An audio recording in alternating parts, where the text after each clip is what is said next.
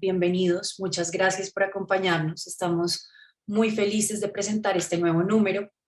Vivienda 2.0 es un número que recoge toda una serie de reflexiones, investigaciones, proyectos y escenarios con centro en el habitar y la vivienda contemporánea. Por lo mismo, plantea una mirada fresca que permite cuestionar la calidad de vida de nuestras ciudades. En todo esto, la arquitectura desempeña un papel fundamental ante la actual crisis social y medioambiental y es protagonista por razones como la participación, la innovación, la densidad, la flexibilización, y sobre todo por quienes la habitan. Entonces, pues ya que tenemos aquí a nuestro director de la revista, que es Camilo Salazar, y nuestro editor principal, que es Lucas Ariza, ellos pues van a proceder a presentar este nuevo número y a darlo a conocer a todos ustedes. Entonces, por favor, Camilo y Lucas tienen la palabra. Carolina, muchas gracias. Muy buenos días a todos, a todas desde Colombia. Buenas tardes los que estén en España. Buenas madrugadas, no lo sé qué más tenemos por ahí por fuera, no lo sé, pero saludos y muy bienvenidos. Estamos muy contentos de que estemos acompañándonos todos aquí en este espacio, ¿sí? Yo voy a contarles como a modo de introducción, digamos, como tres cositas que de pronto ya conocéis y que sabéis de la revista, pero pues que a lo mejor a personas que se están acercando por primera vez a ella, pues queremos como que se sepan, digamos. Entonces, lo primero que quería contaros es que la revista está estructurada en 3 secciones. Hemos ido haciendo un esfuerzo cada vez como por simplificar más el número de secciones de las revistas y que puedan ser como más contundentes. Entonces, la primera sección es la sección de investigación. Es la sección que marca una ruta, que marca la ruta, digamos, del número, ¿no? La que propone el tema del número. Es la sección más científica, en la que los editores invitados de cada número pues son y resultan claves, porque por fortuna o por desgracia, no lo sé bien, ni Camilo ni yo sabemos de todos los temas que se publican en la revista, ni muchísimo menos. Entonces, los editores invitados pues ponen al servicio de la revista su experticia a la hora de plantear y de lanzar una convocatoria. Una convocatoria que además de, por supuesto, de plantear el tema, en este caso es la vivienda, pues también proponen un enfoque, una manera de acercarse al tema particular, ¿no? Entonces, ahí arranca todo un proceso, los autores reciben esa convocatoria y nos confían, digamos, parte de su contenido, parte de su investigación a la revista, nos envían esas investigaciones y comienza pues todo el proceso de evaluación de pares que ya es conocido, digamos, dentro de una revista científica. Los pares reciben los textos, los leen, les hacen comentarios, se devuelven a los autores que acogen en la medida en la que ellos creen, pues creen factible, digamos, los comentarios propuestos por los evaluadores y nos envían una segunda versión.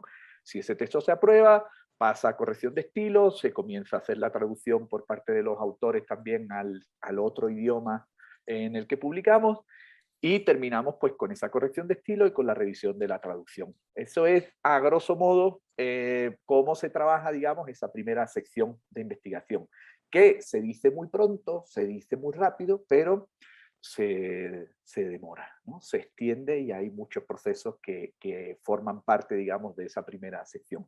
Hoy tenemos la suerte de poder escuchar a 2 autores que hacen parte del número 31. Nos van a contar pues parte de esas 2 investigaciones que han publicado en la revista en este número 31. La siguiente sección es proyectos. Siendo una revista de arquitectura, para nosotros es como imposible, digamos, que no estemos mostrando proyectos, ¿no? Es fundamental estar, digamos, ilustrando las ideas que se proponen desde la investigación con unos proyectos construidos. En esta sección, además, para nosotros nos parece importante el poder también ojear la revista, ¿no? No simplemente leer los textos, sino poder pasar unas páginas de la revista y estar viendo imágenes y estar viendo planos de arquitectura que nos interesa, ¿no? Entonces, es una sección que creemos que también nos acerca a otro público, no solo a los investigadores científicos, sino que podemos estar hablando como de una divulgación, un poco de una arquitectura además, pues que estamos intentando que cada vez sea menos esa arquitectura como súper conocida y más una arquitectura como que se descubre casi con el descubrimiento del número. En esta ocasión, en este número 31, los editores invitados han escrito ese texto que presenta los proyectos de este número. Además, para nosotros clave, porque nos ha permitido articular como muy naturalmente los contenidos de la investigación con los contenidos de los proyectos. ¿Sí? Y por último, tenemos la sección de, estamos intentando llamarla, de investigación-creación, ¿sí? En donde volvemos a ver el mismo tema, pero desde una posición distinta, la posición que nos dan otras disciplinas, a veces afines, a veces no tan afines, pero distintas a la arquitectura. En este caso, la investigación y de un periodista, de Lorenzo, que está aquí con nosotros, que nos va a contar también, tenemos el lujo, digamos, de poder escucharlos, y un equipo de fotógrafos potentísimo, de los cuales creo que Mateo también se va a conectar, si no es que está ya conectado, pero también se va a conectar más tarde, para poder contarnos lo que investigaron en este número, o sea, lo que investigaron en su proceso que este número recoge. Una investigación que se llama Adentro, sobre la forma de vivir en Bogotá. Para nosotros es un lujo poder publicar parte de esa investigación en esta sección de creación, que como decimos, pues es otra mirada fresca desde otro punto de vista que siempre se agradece, o por lo menos nosotros la entendemos así, se agradece para terminar de armar el panorama que que termina construyendo cada número de la revista. Entonces, esas son las tres secciones que vais a encontrar siempre que os acerquéis a la revista: la sección de investigación, la de proyectos y la de creación. ¿Sí? Lo segundo que quería deciros, ya más breve, son dos modificaciones que son importantes, pero que os cuento más chiquitas. Y la primera es el cambio de periodicidad en la publicación del número. Hemos pasado a publicar 3 números al año en vez de 2.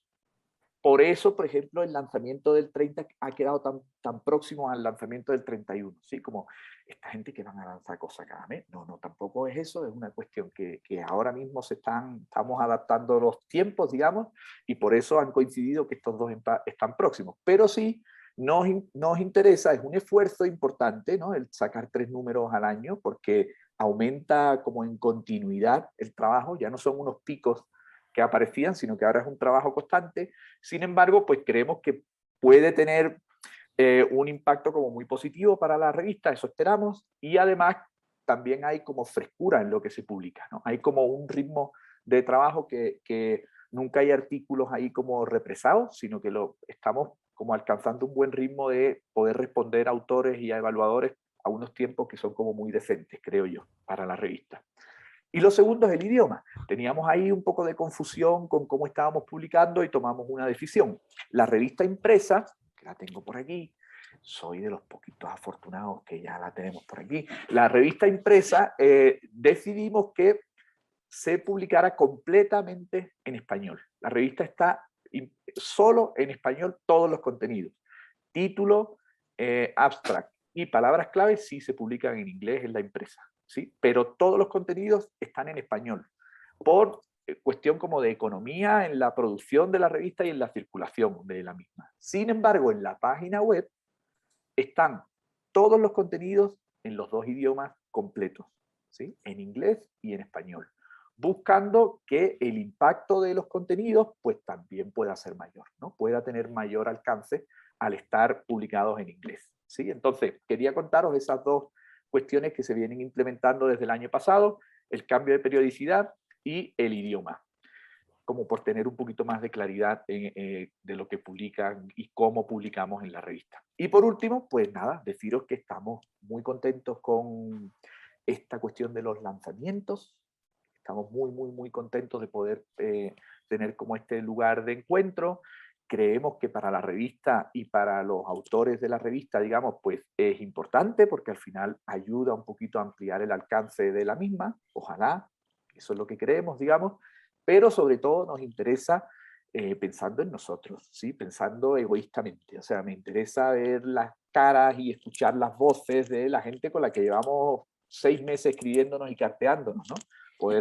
Podernos caras y escucharnos y decir, uy, mira cómo habla, qué bien, habla mejor que escribe, o, uy, al revés, no sé, como conocernos un poquito más y saber un poquito con quién estamos tratando, ¿no? Entonces, es un espacio que nos tiene muy con vidilla, ¿sabéis? Como emocionados, como nerviosos, como muy contentos, cosa que hacía mucha falta, digamos, a la revista. Así que nada, eso es todo. Unos agradecimientos al final, que gracias a la facultad por seguir apostando, digamos, por el proyecto, a todo el equipo de la revista, el equipo extendido, digamos, a Camilo, a Manuela, a Carolina, a Santiago y Juliana, los monitores, a Adriana, a Ela, a Carolina Rodríguez, a todo el comité editorial y el comité científico, y por supuesto pues a las personas que hicieron este 31, ¿no? El que estamos lanzando ahora mismo. Para los editores invitados, a Ignacio y a Juanma, muchísimas gracias, a todos los evaluadores de los textos y por supuesto a los autores, a Miguel, a Lucía y Elisa, a Maya, a Wilson y Ana, a Valeria y a Miriam, he visto a Valeria por ahí conectada, a Jacob y a Ignacio y a Juanma otra vez como autores, no solo como editores invitados, a Lorenzo, a Miguel y a Mateo por compartirnos todo esto en la sección de creación. Muchas gracias a todos. Ya me callo. No, excelente, Lucas. Muchísimas gracias a ti también. Bueno, va a hablar también Camilo, si quieres.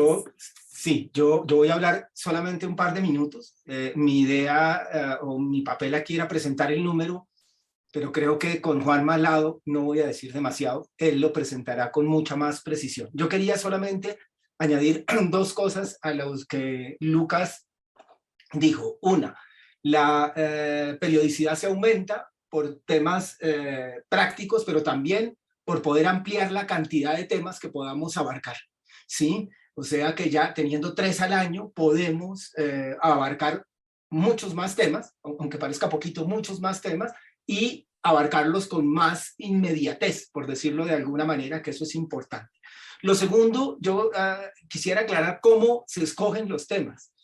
Los temas, la revista es una revista que está abierta a oír propuestas. Entonces, los editores invitados, que serán invitados posteriormente, presentan la propuesta de un tema, ¿sí? Y esa propuesta se discute en la primera reunión del comité editorial cada año, la discutimos y ahí se eligen algunas. A veces nos llegan muchas más, otras veces llegan menos, pero elegimos y priorizamos cuáles son las que se van a escoger. Y es el comité editorial, no nosotros como equipo, los que decidimos qué se publica. Y eso me parece que es importante porque le da un respaldo de un comité editorial que representa pues muchas regiones, muchas maneras de pensar y que nos ha acogido, digamos, al equipo de una manera muy, muy positiva.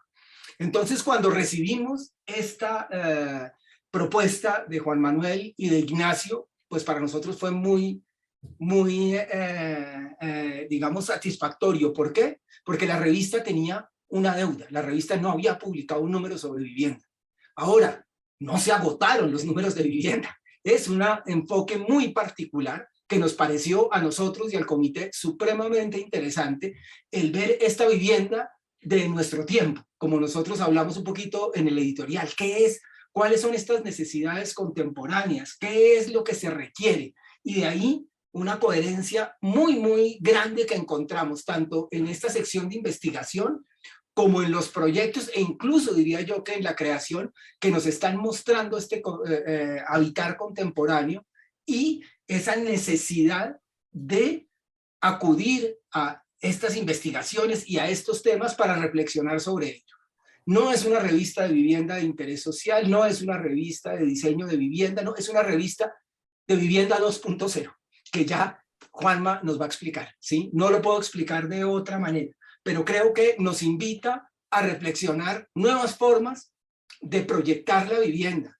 No proyectar solamente en el diseño, sino de proyectar en las asociaciones, en las formas de gestión, ¿sí? Y en las formas como se van construyendo estos proyectos. Entonces, abrimos una brecha, vivienda habrá todas las que ustedes nos quieran proponer, no las proponemos nosotros, Lucas lo acaba de decir, el equipo está para apoyar realmente a los editores invitados y ojalá Juanma e Ignacio hayan sentido este apoyo para hacer este trabajo. No quiero extenderme más y le daría la palabra a Juanma, que es quien realmente diseñó, armó y organizó prácticamente todo este número. Entonces, pues muchas gracias por estar aquí. Todos los agradecimientos los dio Lucas, a la facultad, a todos los que participaron. Y yo paso directamente entonces a que nuestro editor invitado nos cuente sobre este número. Excelente, Juanma, por favor, adelante. Juan Manuel Medina, junto con Ignacio Borrego, fueron quienes editaron la revista como editores invitados y quienes también conformaron la sección de proyectos, Vivienda 2.0, Imaginando el Futuro. Entonces, Juanma, por favor, adelante. Bueno, muchas gracias, creo que se me escucha. Voy a compartir pantalla. Voy a poner el cronómetro porque, como casi todos ustedes que me conocen ya saben, la concreción no es la mejor de mis virtudes, ni siquiera es una de mis pocas virtudes. Por lo tanto, me he puesto un cronómetro como en 20 minutos. Carolina me dice si eso es mucho, si eso es poco. Está perfecto, 20 minutos, Juanma. Pero no sé si voy a tardar 20 minutos, entonces ya... Dale tranquilo. No me sobreestimes, por favor. Bueno, creo que aquí estoy compartiendo pantalla. ¿Me avisan si es así?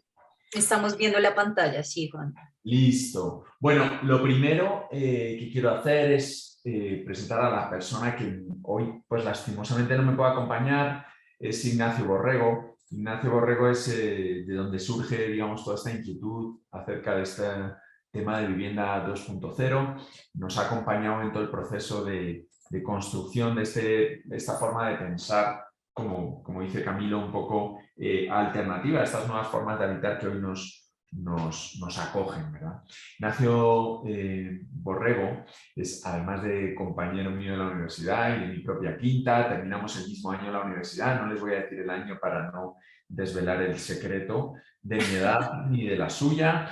Ignacio es premio extraordinario de la UPM, es premio nacional de fin de carrera, multitud de premios, y una cosa muy curiosa y una coincidencia con Latinoamérica y con Colombia muy particular, fundó un estudio de arquitectura que se llamaba 2+1 con Néstor Montenegro y Lina Toro. Y ese estudio de arquitectura construyó mucha vivienda. Lina Toro es nuestra Lina Toro colombiana.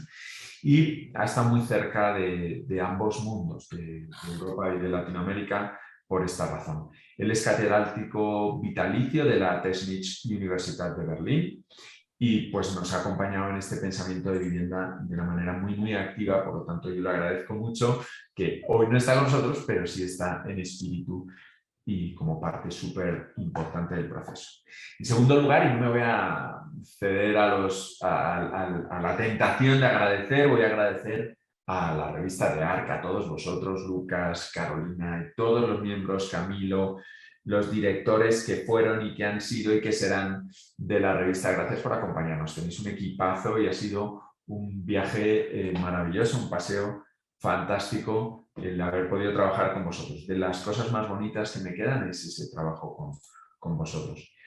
Y por último, claro, y está Claudia aquí con nosotros, agradecer a Claudia, a Hernando, a la facultad y al departamento el apoyo que tienen por esta revista. Esta revista está cogiendo cada vez más peso en lo académico y en los establecimientos de nuestro pensamiento como profesores, y de ahí radica mucho de lo que escribimos, lo que investigamos y sobre lo que profundizamos los profesores y lo proyectamos al exterior. Es trascendental la importancia de este posicionamiento de la revista y de lo académico e investigativo de nuestro departamento, de nuestra facultad. Entonces, muchas gracias por ese apoyo a la revista. ¿Por qué vivienda? Esa sería la gran primera pregunta, ¿no? Para mí, la hipótesis de partida es que para crear arquitectura y para que un proyecto sea importante, este lo será si las preguntas son legítimas. Y estas lo son en la medida en que radican en las personas, en la medida en la que radican y se fundamentan en la realidad que vamos a afectar, en el lugar que vamos a afectar. Por eso, la arquitectura no es válida en sí misma, no es válida por su forma, ni por su utilidad, ni por su belleza. La arquitectura no se autojustifica por todo ello. La arquitectura o mi idea de la arquitectura es que se valida en la medida en la que responde a una pregunta legítima centrada en el lugar y en las personas que lo habitan o que alguna vez lo habitaron y que son afectadas por nuestros actos. Por eso, el primer punto de partida tiene que ver con la tierra, con el lugar que habitamos. El lugar que habitamos me gusta representarlo con estas diapositivas o estas descripciones de Robert Crumb, que en la breve historia de América nos narra cómo ha sido la historia de la humanidad, la historia natural o desnatural de la Tierra desde sus inicios hasta hoy día, ¿no? Como poco a poco el ser humano ha ido transformando ese lugar, ha ido acomodándolo a sus necesidades en todos los términos. Pero él plantea 3 escenarios y plantea 3 escenarios futuros. Un primer escenario es muy divertido, se llama The Ecotopian Solution, y él habla de una naturaleza en la cual el ser humano se ha relacionado de manera simbiótica con la naturaleza y está divinamente y pasa en bici, ¿no? Y se aprovecha solo de lo que necesita de la naturaleza. Y bueno, esa realidad tiene un segundo punto que es un segundo escenario, ¿no? The Fun Future, llama el Techno-Fix on the March. Esta asociación de que la tecnología nos va a servir para ir dando los pasos necesarios para convivir con la Tierra de una manera asertiva, eficaz y completamente cierta, ¿no? Y bueno, es un fun future que también podría ser. Pero plantea un tercer epílogo, el peor de los escenarios, the worst case scenario, que es el ecological disaster. Y este es un escenario que debemos evitar. Es un escenario al que algunos nos dicen que vamos y hay otros que dicen que no vamos. Hay muchas personas que niegan la existencia de este cambio climático. Yo no sé si existe o no existe. Tuvimos un presidente aquí, Lucas, Manuel y yo, tuvimos un presidente del gobierno que decía que tenía un primo, ¿no? El primo de Rajoy, que decía que no, que eso no existía, que se lo había dicho su primo, ¿no? Yo no sé, la verdad, no sé si lo que dice el primo de Rajoy es verdad, si no, si eso va a existir, si el cambio climático existe o no existe. Tiene una pinta malísima, tiene una pinta malísima. Y por lo tanto tenemos que prestarle un poquito de atención. Hoy nos enfrentamos al reto de la pandemia, pero el siguiente reto de la humanidad tendrá que ver, sin duda, con el cambio climático. En el futuro, la naturaleza que hoy afectamos juzgará nuestros actos. Y por eso, el verdadero reto que tenemos por delante es el de convertirnos, como decía mi amigo del alma, tengo un amigo que se llama Pedro González, al cual me quiero referir especialmente. Me decía un dicho que era muy bonito, que decía, nos tenemos que convertir en buenos antepasados. Pero en este caso, vamos a ser buenos antepasados o no, bajo el juicio futuro de la Tierra. Y la Tierra nos va a juzgar. Y ese sentimiento llena de responsabilidad el hecho que hacemos con la arquitectura cuando cortamos, cuando excavamos, cuando superponemos, cuando transformamos el lugar natural afectado. Ese es el primer punto de partida. El segundo tiene que ver, lógicamente, con el ser humano. Los tiempos, digamos, que nos han precedido, estos tiempos de pandemia tan horribles que hemos vivido, nos ocultan dónde nacimos las personas de nuestra generación, ¿no? La generación nuestra. Vivimos en un ambiente que estaba impregnado de la cultura del mérito. La cultura del mérito proponía que cualquiera que se esforzara lo suficiente en unos países en supuestas igualdad de condiciones de partida podían llegar a merecerse aquello que consiguieran con su propio esfuerzo, con su propio trabajo. Esa cultura del mérito esconde un lado oscuro en términos de Sandel.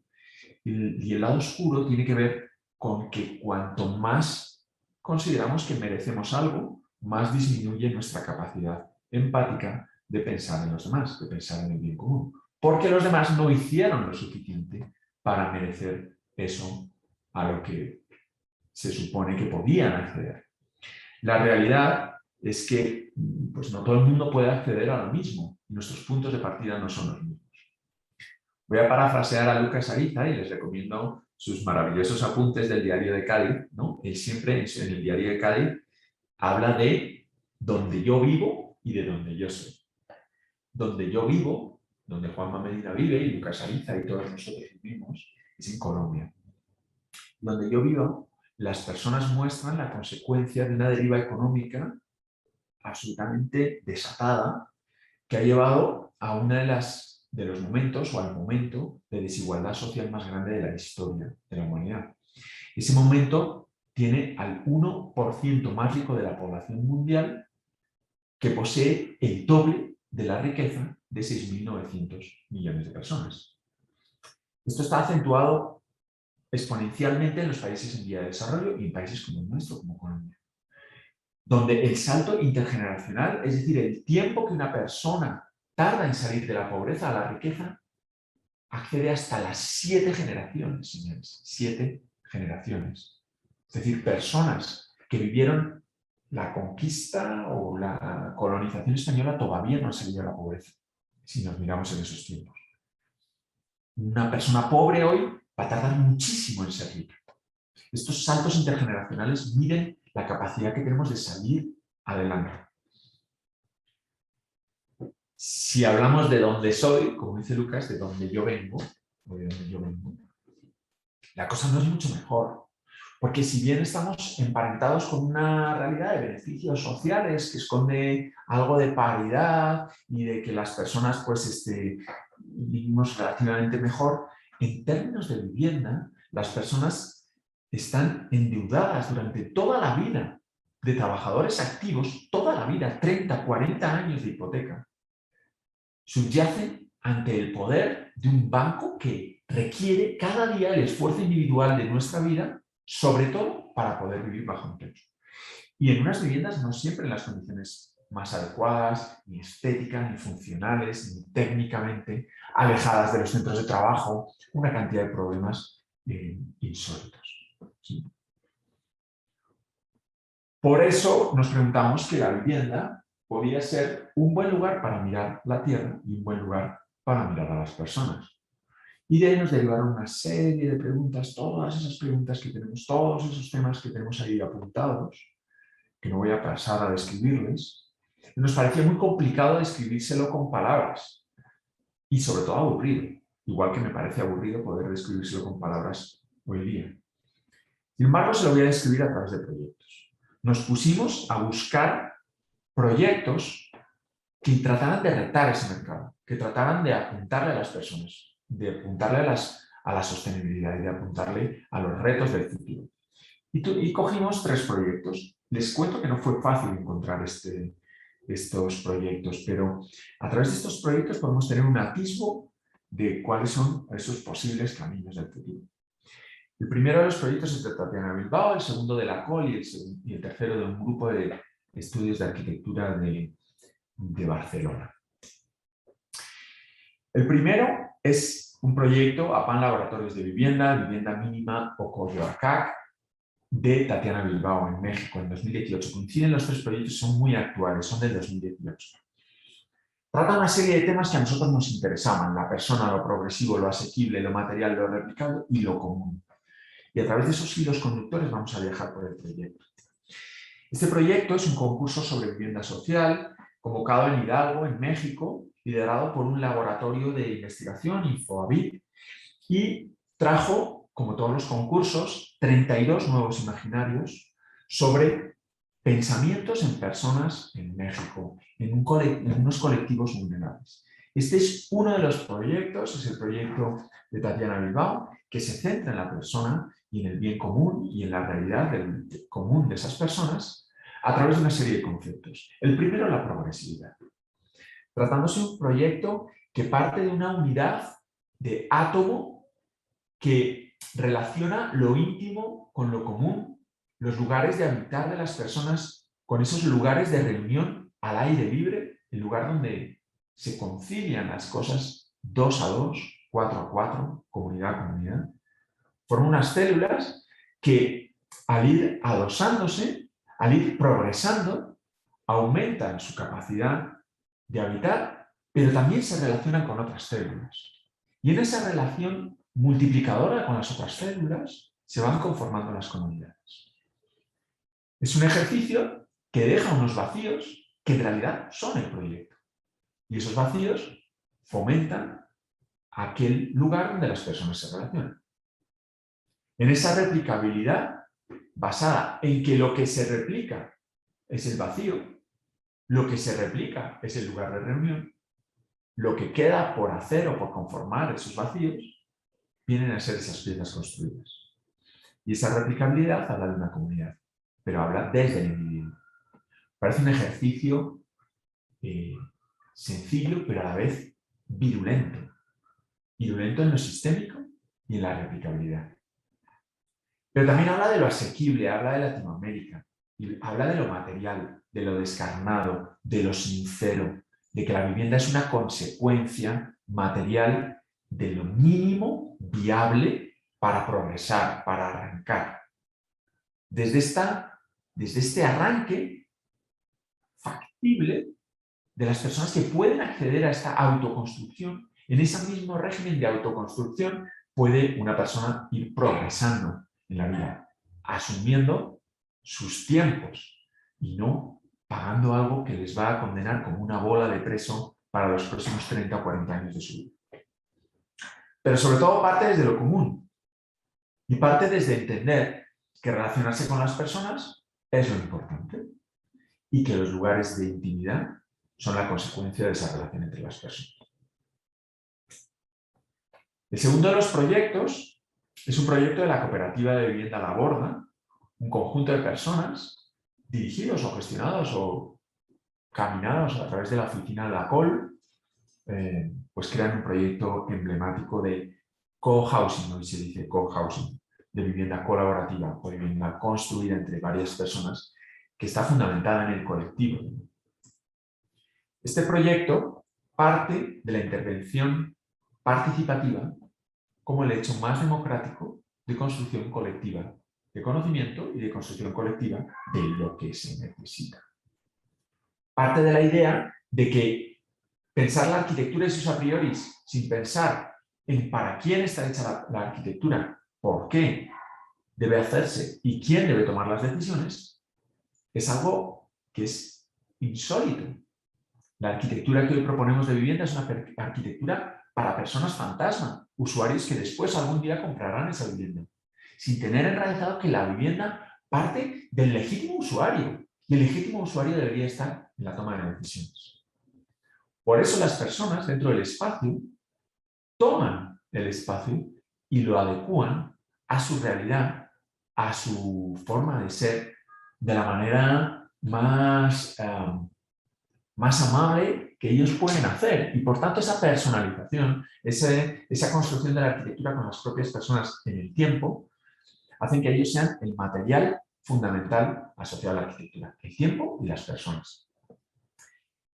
Pero no solo las personas individuales dentro de sus espacios, sino las personas como colectivo. Y este proyecto arranca desde la conformación de unos espacios de compartir. Y esos espacios de compartir comparten tiempo, como decía Catalina Mae el otro día en una conferencia, se lo escuché, tiempo, comparten espacios y comparten objetos, comparten lavadoras, comparten bicicletas, comparten libros.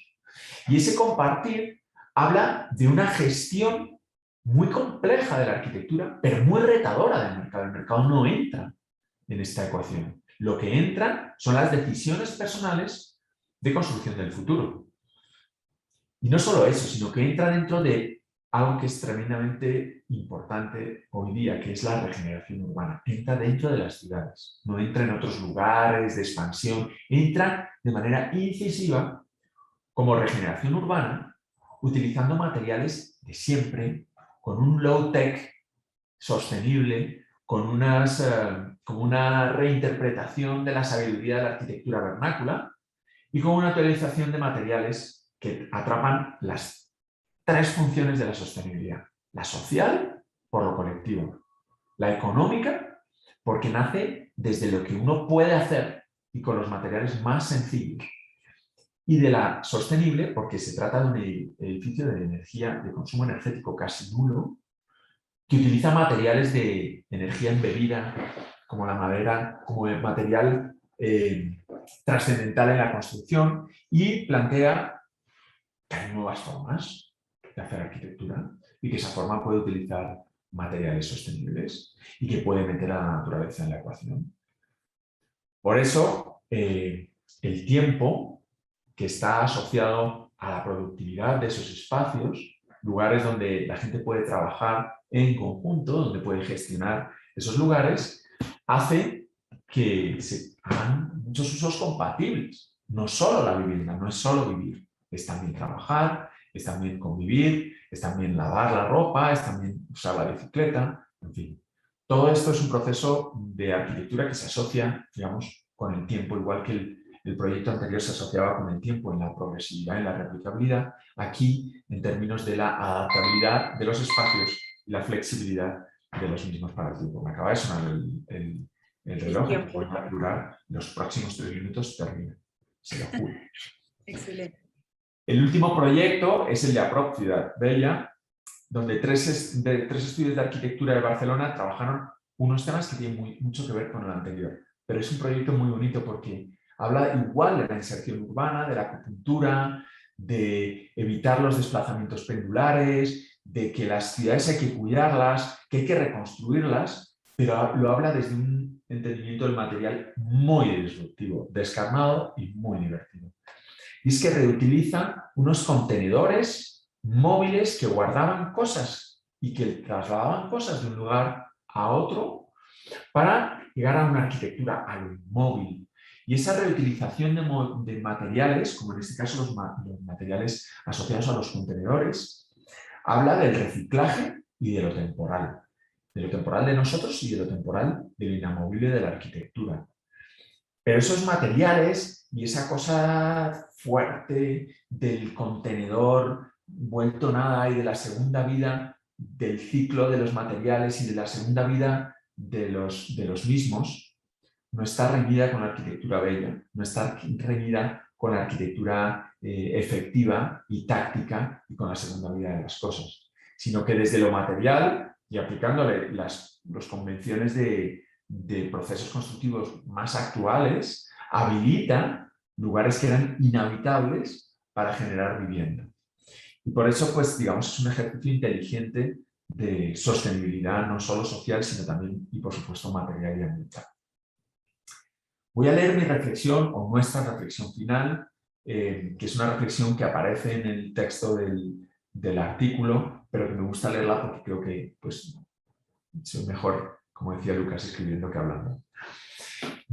La reflexión final tiene que ver con un llamado a pensar la vivienda como un problema asociado a la persona, como detonante del hecho de habitar, la intervención participativa como método de diseño, la alta densidad como garantía de infraestructuras públicas eficientes, la flexibilidad y progresividad de adaptación a los cambios futuros, la productividad a través de compatibilidad de usos dentro de la vivienda para reducir los desplazamientos pendulares, la asequibilidad para regenerar el tejido social y, en definitiva, la sostenibilidad social y ambiental como ejes principales de mitigación de las consecuencias del hecho construido.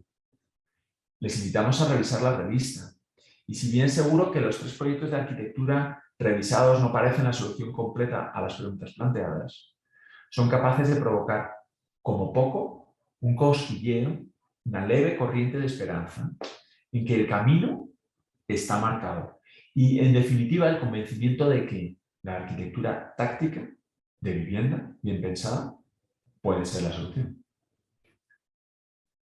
Nada más. Muchísimas gracias por todo y muchas gracias por invitarnos a este repensar vivienda. Muchas gracias. No, muchas gracias a ti, Juanma. Una excelente presentación que creo que simplemente con escucharla toca todas las fibras. Entonces, muchas gracias.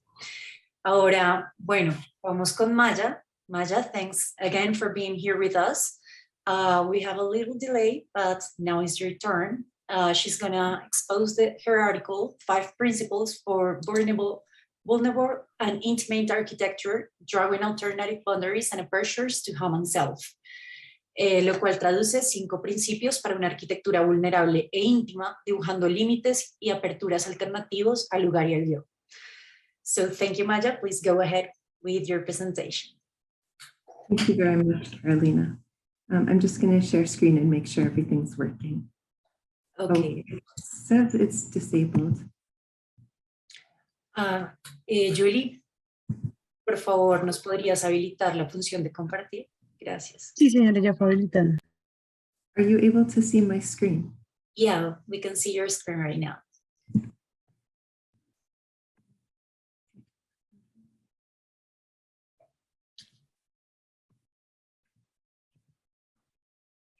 So firstly, I'm not sure if you introduced me a little bit, but my name is Maya, and I've been working for 10 years as an architectural designer on performing arts and on housing projects in Canada, New York, London, and Hong Kong. These include recent renovations of David Geffen Hall at Lincoln Center in New York, and more recently, a 300+ unit affordable housing passive house development in Canada. And so it's my experience in both performing arts and those really kind of collective gathering spaces, and on really individual isolated housing that brought me to the research that I'm really excited to present with you today, and really appreciative that you've been so kind and generous to include in your publication. Let me just go into the presenter mode.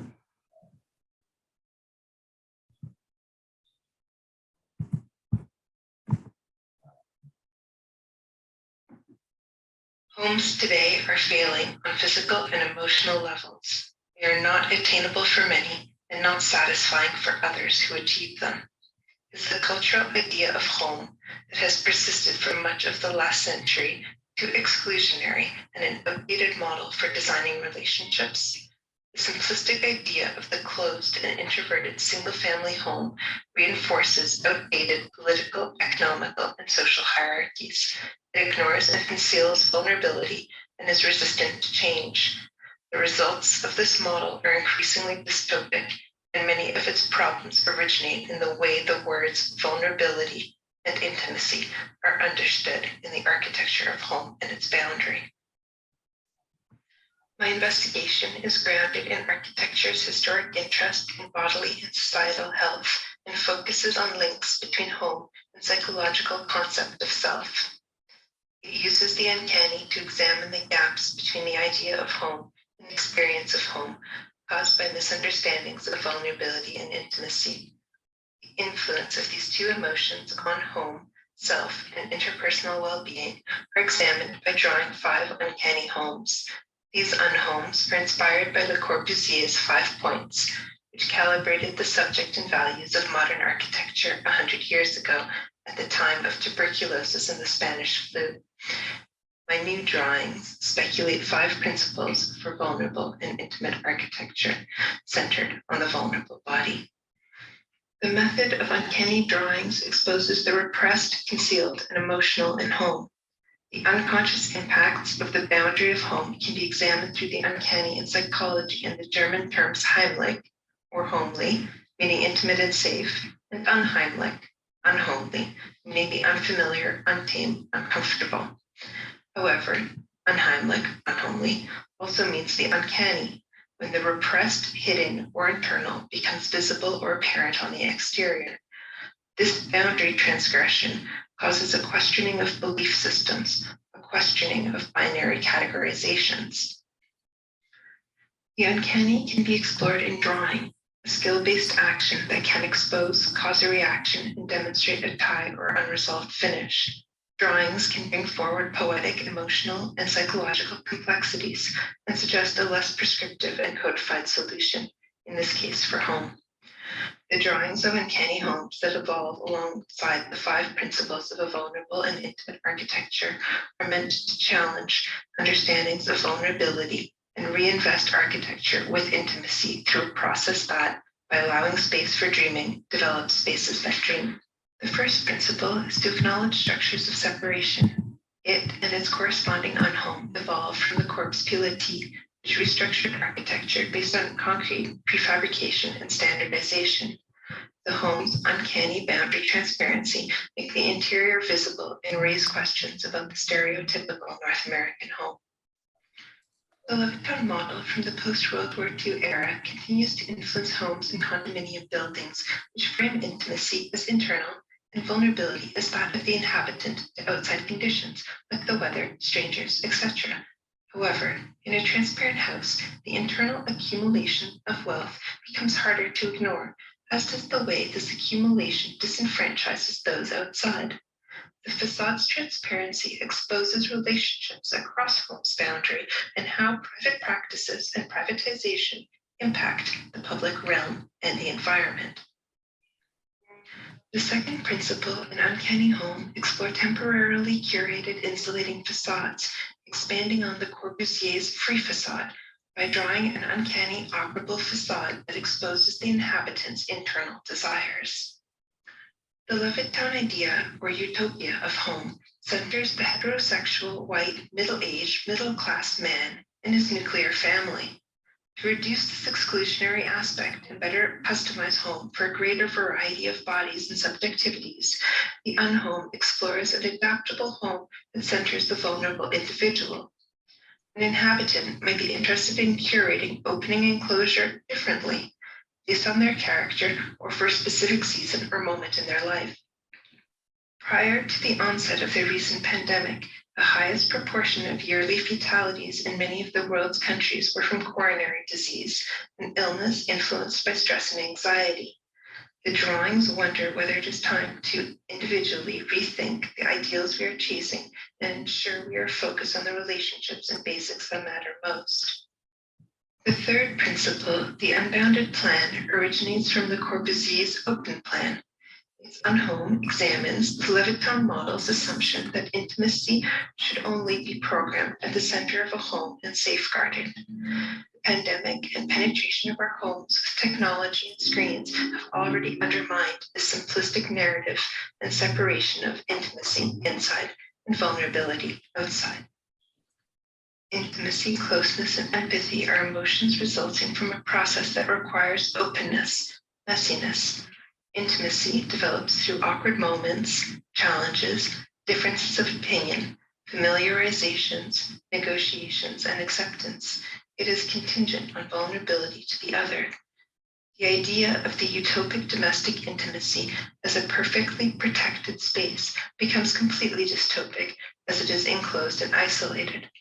Instead, the Unhome's boundary is a space of two-way dialogue, exchange, and change. It permits accidental encounters which act against polarization and in-group socialization, space for negotiation, and space where both sides always have a seat at the table. The fourth principle is the hospitable window. It builds on Le Corbusier's horizontal window's control of exterior elements, like light and fresh air, permitted into the home to, at that time, protect against tuberculosis. It also exposes how boundaries reflect the hospitality and generosity of the inhabitant. The fourth Unhome explores the uncanny relationship between host and guest. Vulnerability is usually presumed to be to that which is external to self, the guest that is unknown or not understood. The physical boundaries the inhabitant has drawn around themselves reveal psychological relationships to the outside. However, the host-guest relationship also exposes that no boundary perfectly protects, and the vulnerabilities of the extra-communal outsiders, travelers, couriers, foreigners, etc., mirror the vulnerabilities of the host. The host's good or poor treatment of the outsider and context influence the subsequent risks born in engaging with them. The confrontation with the guest is a confrontation with one's own unconscious values, beliefs, and fears, and a moment for their reassessment. The fifth principle is that of return and generosity, inspired by Le Corbusier's roof garden, which returns the ground it has taken elsewhere. In many cultures, the homes or spaces inhabited after death reflect and reinforce individual material and land ownership into eternity. Instead, the fifth Unhome explores appreciation and obligations associated with gift giving and generosity for potentials to create networks of support, stories, and memory among future generations. Memories that might replace monuments and land occupation. A final, sixth Banho acts as a generative opportunity to further consider an architecture centered on a group of vulnerable individuals. It examines cleansing stations, sharing economies, and multi-layered and varied facade conditions, different climatic temperature regulation.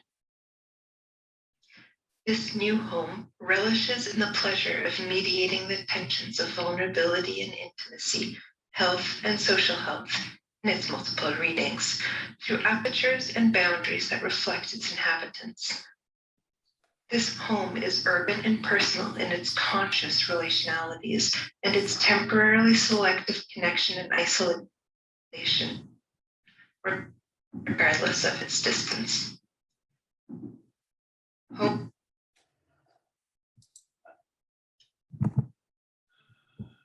Maya, thanks for sharing this amazing presentation. It's full of incredible graphics that I think that illustrate pretty good the ideas of the text.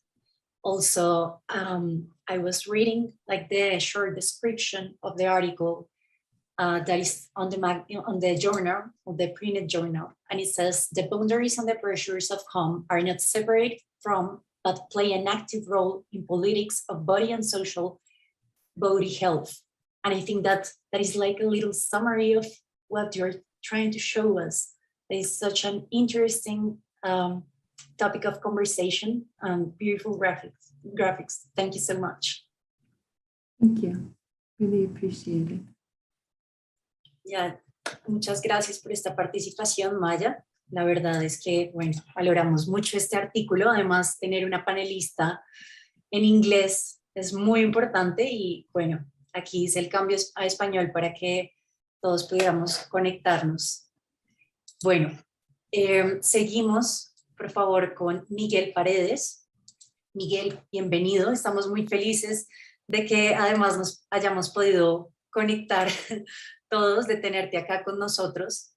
Tú nos vas a exponer este maravilloso artículo de que por favor puedes empezar a exponer en este momento. Gracias, Miguel.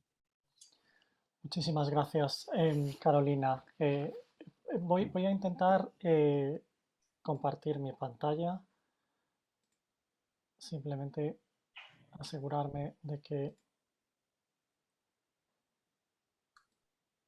está correcto. Sí, fenomenal. Sí, está excelente, lo estamos viendo. Muchas gracias. Perfecto. Bueno, como quisiera empezar, primero agradeciendo la invitación tan amable para conectarnos todos juntos hoy para presentar el número colectivamente. La verdad es que es un placer poder discutir estos temas con una audiencia global. Voy a presentarme muy rápidamente. Mi nombre es Miguel Paredes Maldonado. Yo soy originalmente de España y allá es donde estudié y me doctoré, pero desde hace casi una década soy profesor de proyectos en la Universidad de Edimburgo y es desde Edimburgo desde donde estoy conectándome. Allá también soy director de internacionalización, de manera que de alguna manera siempre estoy abierto a las iniciativas que de alguna manera rompen la frontera anglosajona, por así decirlo. El artículo que presenté a DEARC se llama Casa, Ciudad, Territorio, y una investigación colectiva sobre las transformaciones del habitat urbano contemporáneo, y creo que el título dice bastante acerca del espectro y el rango y las escalas de la investigación que se presenta. Pero de alguna manera se plantean dos cuestiones fundamentales en este artículo. Una primera pregunta es cómo investigar sobre vivienda contemporánea urbana de forma efectiva y de forma innovadora en un contexto tan complicado como es el actual y además en un contexto global.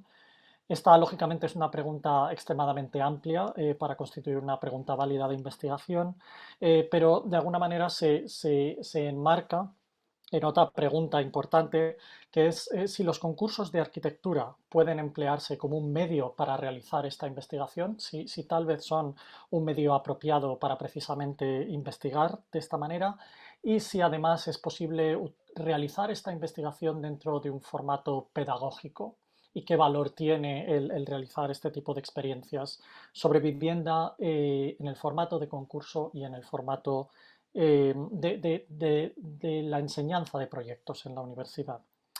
En este sentido, el artículo parte y empieza hablando sobre la relación íntima, esta es una tesis fundamental, entre la vivienda y la ciudad. Es decir, se expone la idea de que lo doméstico y lo colectivo no son esferas separadas, un poco al hilo de lo que comentaba mi compañera Maya. La vivienda no es algo que está aislado del resto de la sociedad, sino que en realidad está íntimamente conectado con la sociedad y no existe una frontera tan clara entre lo doméstico y todo lo demás como en principio pudiéramos creer. Además, la vivienda no es solamente un puzzle tipológico, por así decirlo, no es simplemente una distribución de metros cuadrados en el espacio, sino que es un entorno vivido, es algo que de alguna manera sobrepasa las esferas de nuestra casa y se adentra de alguna manera en la relación con la ciudad. Es precisamente este tipo de entorno, este tipo de relación extendida y transescalar entre la vivienda, la ciudad y el territorio, la que este artículo intentaba poner de manifiesto. Y esto en el contexto, por supuesto, de la pandemia global que todavía sigue afectándonos y en el cual se ha demostrado que, por supuesto, podemos vivir todos metidos dentro de nuestras casas, pero necesitamos una relación con los demás y necesitamos una relación espacial con el resto de la sociedad para de alguna manera vivir en términos generales. Y este vivir se expresa a menudo en otro ámbito que señala el artículo, que son los comunes urbanos. Es una idea, por supuesto, traída por David Harvey, que habla de todos los espacios de relación social que compartimos en el ámbito urbano, que no son solamente los espacios, sino también los modos en los que los gestionamos y los gobernamos colectivamente, como de alguna manera esto nos ayuda a vivir en sociedad, son los espacios en los que vivimos. De alguna manera, algunas de las imágenes que se produjeron en la experiencia que ilustra este artículo tienen mucho que ver precisamente con la producción de estos comunes urbanos como los lugares hacia los cuales se extiende la vivienda del futuro. Pero hablamos también de los concursos de arquitectura y cómo los concursos de arquitectura son no solamente una herramienta para conseguir encargos o una herramienta profesional, que es fundamental, una herramienta para construir ciudad, sino también una herramienta para pensar de forma crítica y para ganar cierta distancia con respecto a, de alguna manera, a las obligaciones de la práctica profesional. Es decir, a través de los concursos podemos funcionar de forma especulativa, podemos ser más propositivos, podemos ser más atrevidos. Y este es precisamente el motivo por el cual en una experiencia en un curso de proyectos de tercer año en la Universidad de Edimburgo, durante un semestre, mi compañera Arabonet Miró y yo decidimos realizar un par de concursos de arquitectura que de alguna manera hablaran sobre la vivienda contemporánea en la ciudad de forma global, como un medio para, de alguna manera, instaurar el valor crítico del concurso como una herramienta de pensamiento sobre la vivienda contemporánea. Lo que aquí vemos en estas imágenes son algunos de los bocetos de trabajo sobre el espacio digital en el que, debido a la pandemia, nos vimos obligados a trabajar. Esto es las capturas de pantalla de una de las aplicaciones digitales que utilizamos, en las que junto con los alumnos, al igual que trabajaríamos en una mesa de trabajo física en los estudios, trabajábamos, dibujábamos juntos, realizábamos notas, apuntes, visualizaciones, acumulábamos material. De alguna manera el concurso aparece aquí como un trabajo acumulativo y sobre todo colectivo, en el cual se borran las jerarquías entre profesores y alumnos, en este caso nuestros alumnos de Edimburgo. Voy a hablar muy rápidamente hacer un resumen muy rápido sobre los dos concursos que se realizaron con estos alumnos a lo largo de un semestre. Los alumnos se dividieron en grupos de 5 alumnos al principio en el primer concurso, de 3 alumnos en el segundo concurso, y se trabajó, todos los grupos de alumnos trabajaron sobre los dos concursos de alguna manera con el ritmo tan rápido que ello imprime y de alguna manera con la naturaleza propia del concurso de arquitectura. El primer concurso tenía un carácter prácticamente territorial y esto era totalmente intencionado. De alguna manera se esperaba que los alumnos empezaran especulando con la ciudad y el territorio como las ubicaciones extendidas del hecho del habitar doméstico. Y para ello se escogió este concurso, el concurso sobre la bahía de Penang en Malasia, que es un entorno territorial inmenso, uno de los más densos de Malasia, de Asia, y uno de los más densos del mundo. Una ciudad, un ámbito territorial con una enorme riqueza humana y productiva y con un enorme índice de desarrollo.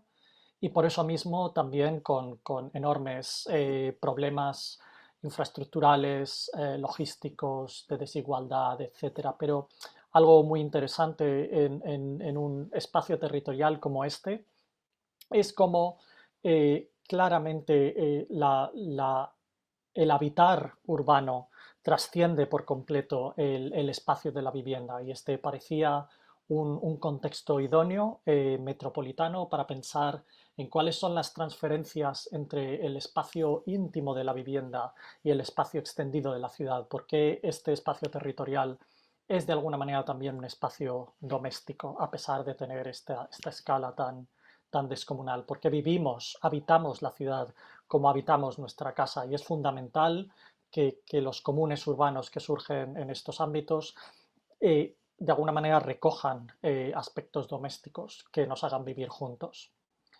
En este sentido, nos reflejábamos en la enorme riqueza cultural, el patrimonio, la vida en la calle, por supuesto. Voy a dar unas pinceladas muy rápidas sobre algunos de los resultados, sobre alguna de la producción de algunos grupos de alumnos.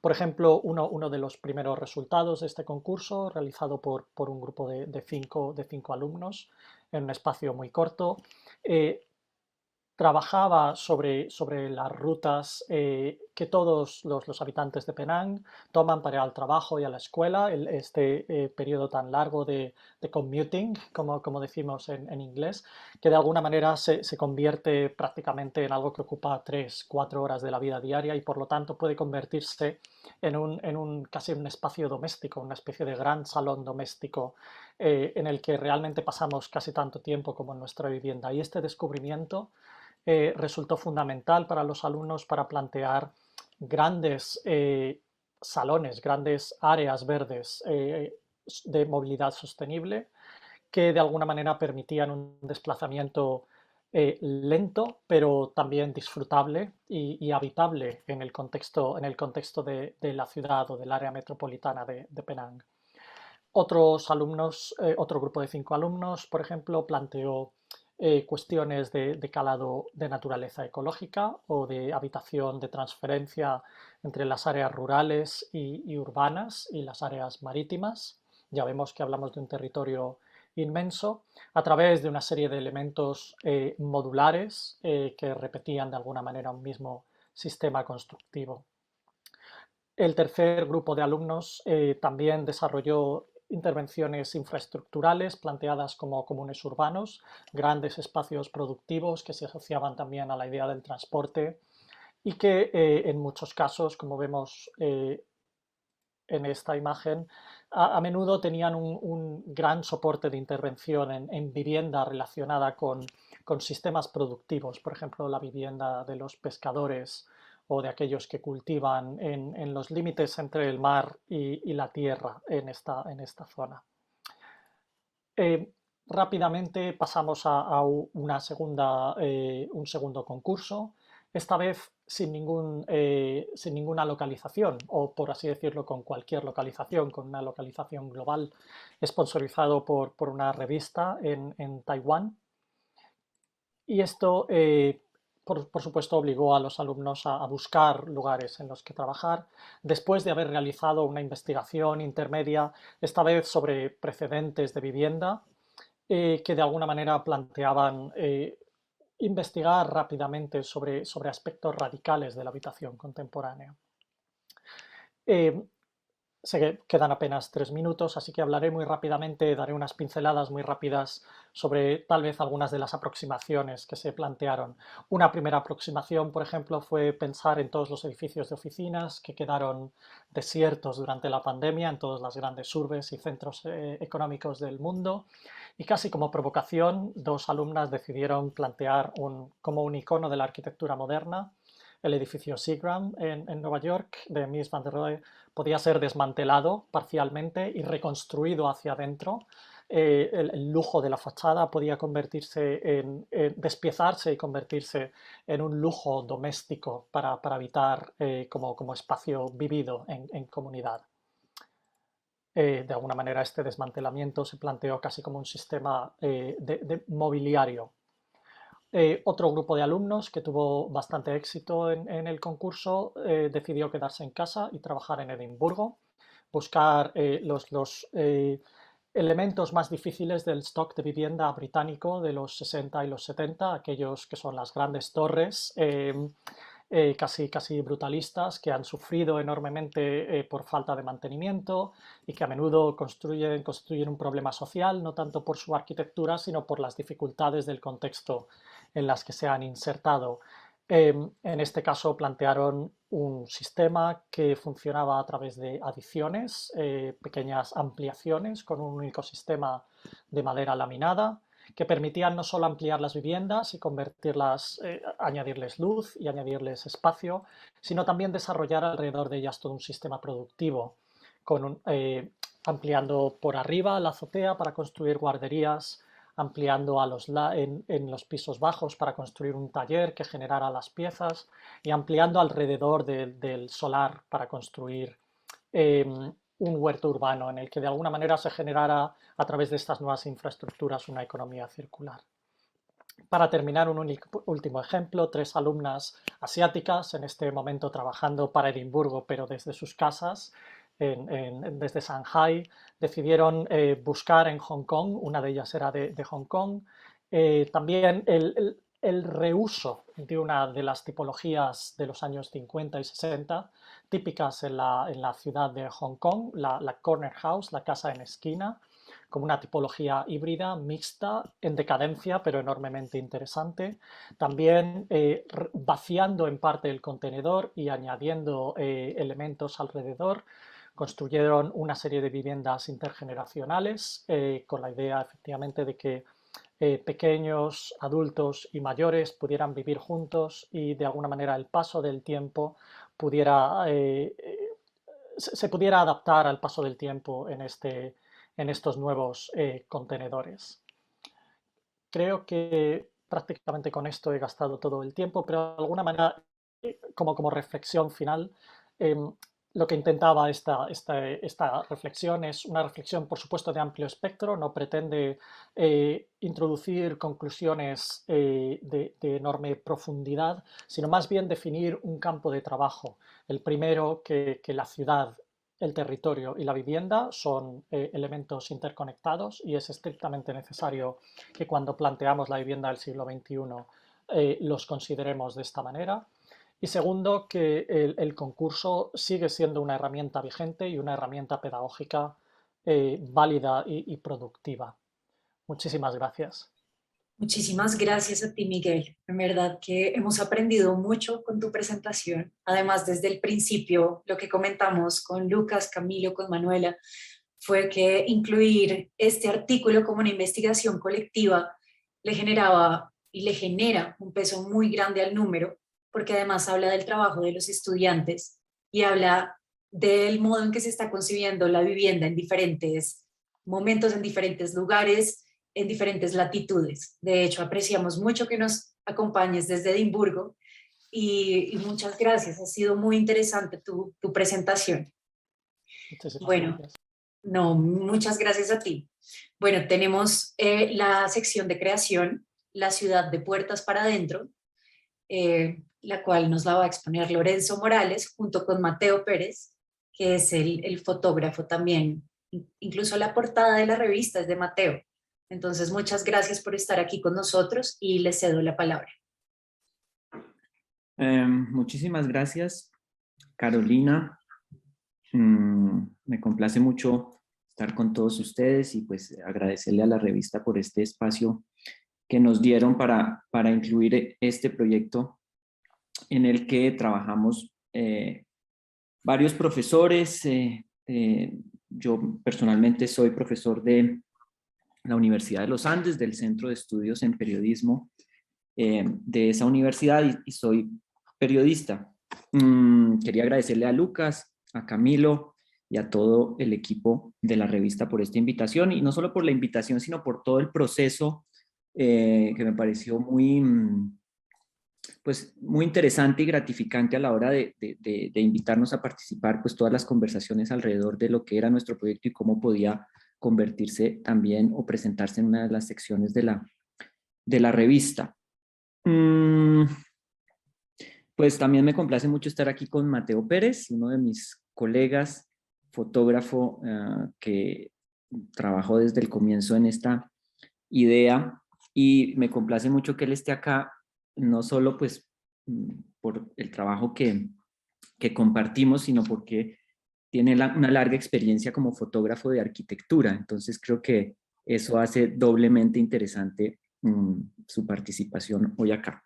Yo quisiera no hablar mucho y más bien cederle la mayor parte del tiempo precisamente a Mateo, pero quería contarles a todos un poco el origen de este proyecto y en qué consiste. Como les decía, y esto me hace sentir un poco intruso acá, yo soy periodista, no soy arquitecto, me encanta la arquitectura, siempre le decía a mi esposa que si no hubiera sido periodista, quizás me hubiera gustado ser arquitecto. Disfruto mucho los espacios, me gusta contemplarlos, a veces tratar de entenderlos, y quizás también por eso como periodista traté de saciar un poco o de alimentar esa frustración con este proyecto. ¿Qué es este proyecto? Básicamente es un esfuerzo por contar y por narrar cómo se vive hoy día en Bogotá. No tiene una pretensión, digamos, universal, ni académica, ni teórica, sino más bien una pretensión desde el relato, desde la crónica periodística, responder esa pregunta: ¿cómo vivimos los bogotanos? Es una pregunta pues sumamente ambiciosa, y afortunadamente desde el principio entendimos que no la podíamos responder a cabalidad, pero podíamos aventurarnos a tratar de responderla de pronto con eso, con pequeñas historias y pequeños relatos, y también desde un registro fotográfico. Me gustó mucho lo que decía hace un momento Manuel, creo, el profesor Miguel Paredes, excúsenme, Miguel Paredes, cuando decía que quizás las ciudades no es solo lo que está por fuera, lo que vemos cuando recorremos sus calles, sino que también las ciudades es lo que ocurre por dentro de los lugares que habitamos. Y pues este proyecto encaja muy bien, digamos, en esa concepción, y en general creo que en todo el concepto detrás de este número de la revista de arte. Voy a leerles el primer párrafo de un texto que escribí para introducir este libro, que creo que sobre todo pone el tono de lo que nosotros hicimos. De nuevo, no es un proyecto de arquitectura, no es un proyecto, es un proyecto narrativo. Dice lo siguiente: ¿qué puede contar de nosotros el lugar que habitamos? ¿Qué guardamos en un cajón junto a la cama que un día, sin saberlo, podrá revelar lo que fuimos? ¿Qué se ha impregnado de nosotros en la pintura de las paredes y en las alfombras gastadas de nuestras casas? ¿Qué historias incompletas regalamos a la calle o a los vecinos cuando en las noches encendemos una luz tenue junto a una ventana sin cortinas para sentarnos a comer y repasar solos o acompañados nuestro día? ¿De qué nos deshacemos cuando tiramos a la basura unos zapatos gastados, un recibo viejo o una nota sin respuesta? ¿Qué estamos atesorando cuando le damos un segundo giro de llave a la puerta de la casa? Son preguntas, digamos, por supuesto un poco aleatorias, pero este proyecto lo que quería es como tratar de responder a eso. ¿Cómo habitamos lo que habitamos y de qué manera lo hacemos? Simplemente es una instantánea incompleta, pero no solo, digamos, reconociendo esa incompletitud, también tuvimos cierto método. Este proyecto se recogió en este libro, digamos, que aparece ahí, bueno, en la revista, y son 30 y pico de historias de bogotanos contados de puertas para adentro. Trabajamos visitando a estas familias, digo familias, a veces eran personas solas, y pasando una mañana o una tarde acompañándolos para conocer eso, entrometernos un poco en su manera de vivir. Aunque sí teníamos cierta ambición de completitud, digamos, de contar a toda Bogotá, eso nos llevó también a tener como ciertos criterios a la hora de elegir estas familias o estos personajes. Tratamos de cubrir las 20 localidades, o no tratamos, hay historias de las 20 localidades de la ciudad. Tratamos de ir a los extremos del sur, del norte, del oriente, del occidente, familias grandes, familias chiquitas. Bogotá tiene una porción inmensa, digamos, de lo que es el municipio, la ciudad de Bogotá, que es rural. Tratamos de recoger esa versión también de lo que es ser bogotano como campesino o habitante rural en el páramo. Por supuesto, familias con muchas diferencias en sus ingresos económicos, muchas diferencias también en cuanto al espacio que habitan, el espacio habitable en extensión, personas o familias que viven en espacios chiquititos, personas que viven en espacios muy grandes, y todo eso lo condensamos en este libro. Como les digo, es más un esfuerzo narrativo desde las palabras y desde lo visual. Con eso le cedo la palabra a Mateo. Muchas gracias. Muchas gracias, Lorenzo. Mateo, por favor. Hola a todos, gracias Lorenzo. Hola Lucas, bueno, a todos los que están por ahí presentes, un saludo. Bueno, no, pues yo creo que Lorenzo resumió bastante bien lo que fue el libro, tal vez como desde la parte del trabajo fotográfico, pues no solamente estaba yo, estábamos también otros fotógrafos y dos fotógrafas, Juanita Escobar, Nadesh, Miguel Winogrand y yo. Y bueno, ese trabajo conjunto, digamos, como que fue el resultado del libro, y además de una exposición que, corríjame Lorenzo, si todavía está en el Museo Bogotá.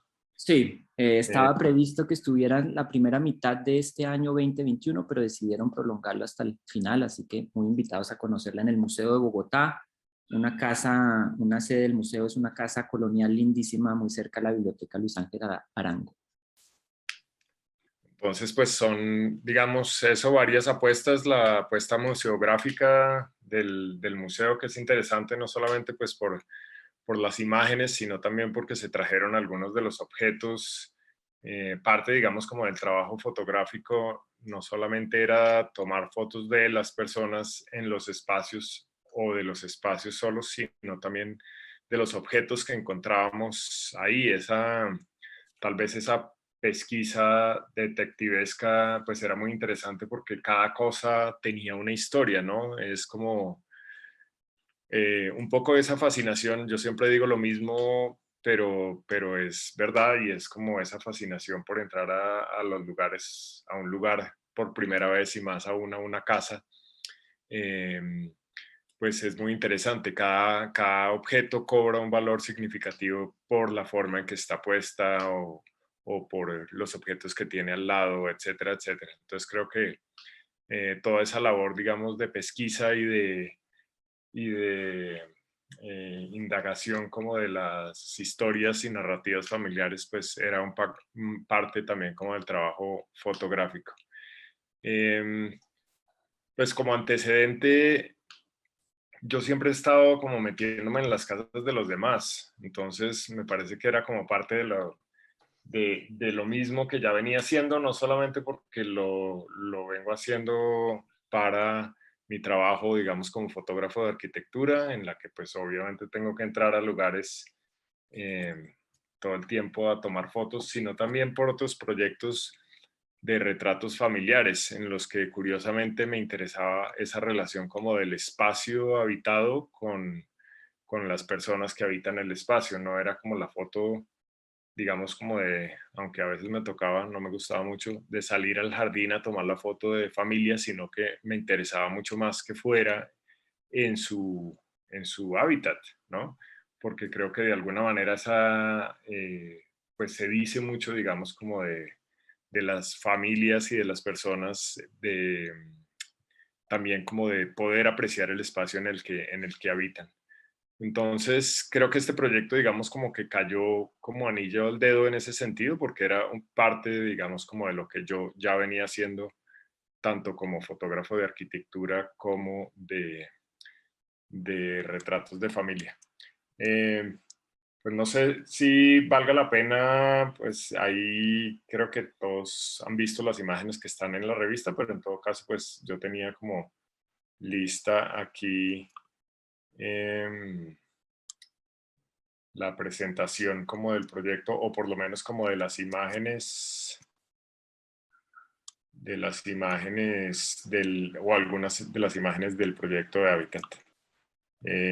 Me confirman si ahí están viendo. Estamos viendo, Mateo, la ¿Sí? pantalla. Perfecto. Bueno, entonces, pues lo que decía Lorenzo, creo que se trataba un poco como de una empresa imposible, y era tratar como de dar cuenta de lo que significa Bogotá en términos como de hábitat y de variedad de tipos de personas de diferentes, no, pues sabemos que Bogotá sobre todo es una ciudad de migrantes y que entonces hay personas de todos lados, y un poco pues no solo se trataba de eso, sino también como de cubrir todos los estratos también, como de que hubiera variedad en ese sentido también. Y por supuesto tratar también como de cubrir de alguna manera el mapa de Bogotá, que es muy extenso, pero tratamos como de que hubiera representación como de todos los barrios. No sé si lo logramos de todos, pero tratamos como de cubrir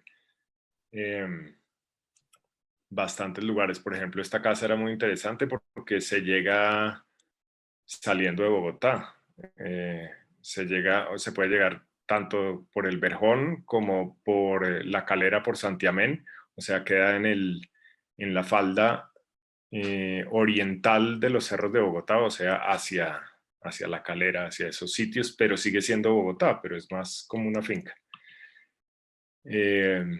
Y cosas sui generis, ¿no? Personajes que vivían, pues, también que las hacía particularmente diferentes, ¿no? Como este personaje que tenía distintos tipos de animales en la casa. O ellas dos, unas niñas muy jóvenes que vivían solas en una casa de 2 pisos.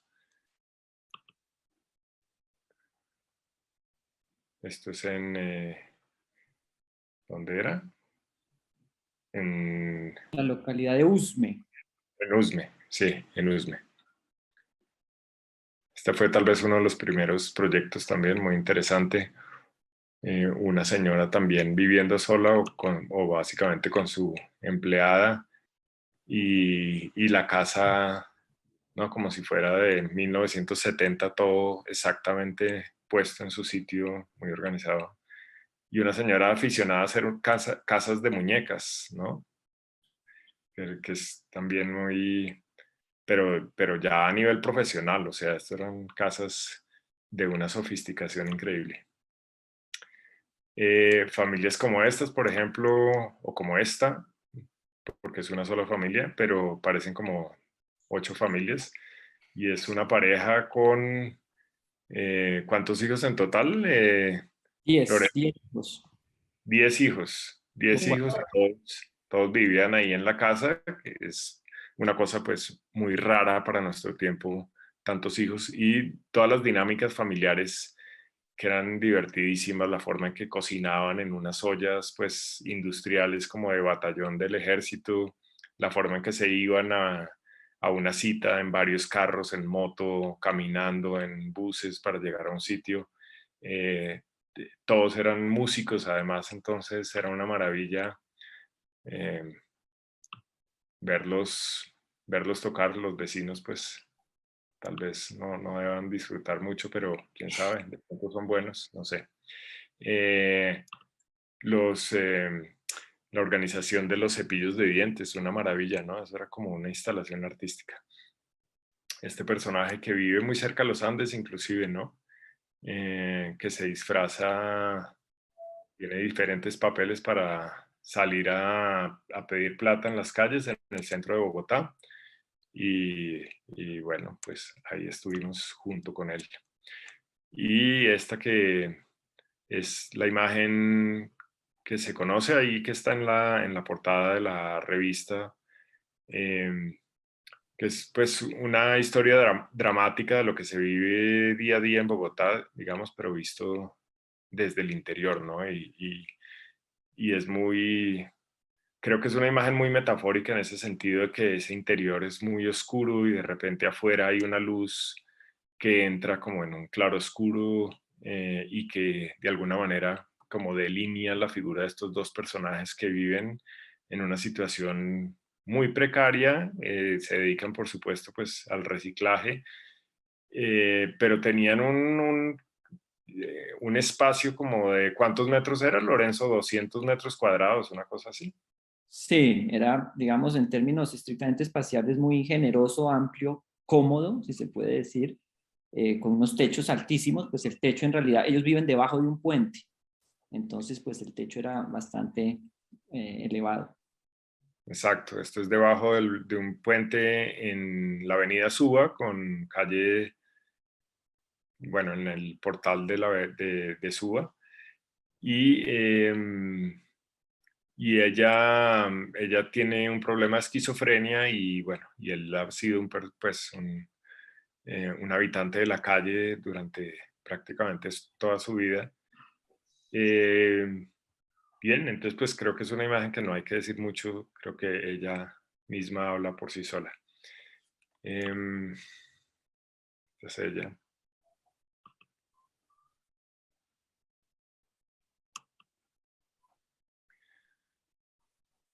Esa era como otra entrada, otro espacio, ¿no? Como que había varios espacios eh, dentro de ese mismo hueco, digamos. Ellos ya no viven allá, ¿no? Eso quedó sellado, ese puente, y pues no sabemos qué pasó con ellos.